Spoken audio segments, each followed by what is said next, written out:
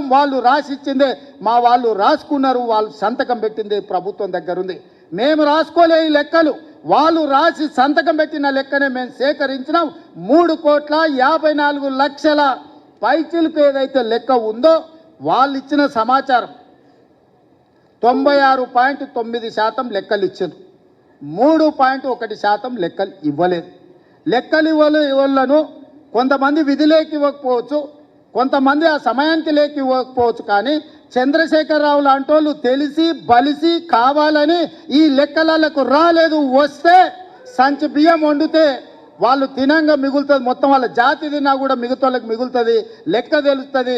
పోయిన మంత్రివర్గంలో చంద్రశేఖరరావు, దయాకర్ రావు, హరీష్ రావు, తారక రామారావు, వినోద్ రావు, ఆ రావు ఈ రావు ఇన్ని పదవులు ఎట్లా అనుభవించిందని బీసీలు లెక్కలు అడుగుతారని, ఆ లెక్క తేల్తుందని ఈ లెక్కను తేల్చకుండా గందరగోళంలో వేసి గంగల కలపాలని కుట్ర చేస్తుండు. ఇందులో ఏమీ లేదు. చంద్రశేఖరరావు మాయ మర్మమే ఉంది.